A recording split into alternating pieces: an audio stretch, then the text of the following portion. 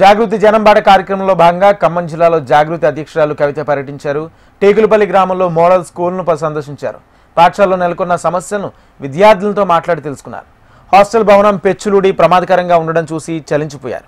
ఇటీవల భవనంలో బొద్దింకలు పురుగులు వచ్చాయని విద్యార్థినులు తెలిపారు. తాము అస్వస్థకు గురయ్యారని తెలపడంతో వారిని వివరాలు అడిగి తెలుసుకున్నారు. సమస్యల పరిష్కారానికి ఇతరులను కృషి చేస్తామని హామీ ఇచ్చారు.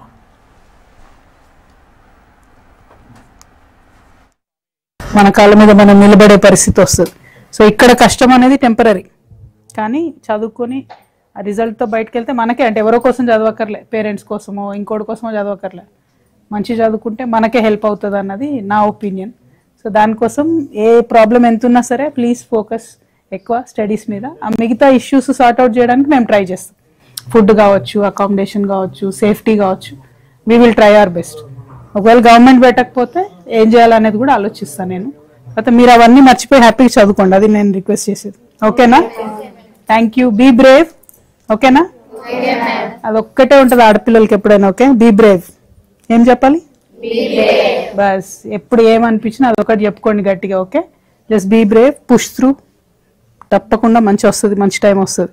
భయపడద్దు అసలే. ఓకేనా? We will try to take care of the rest. మిగతా అన్ని చూసుకుంటాము. మీరు మాత్రం just focus please on the studies only. ఓకేనా? మాటిస్తురా? స్మైల్ చేస్తురా? Thank you. జై తెలంగాణ. జై తెలంగాణ.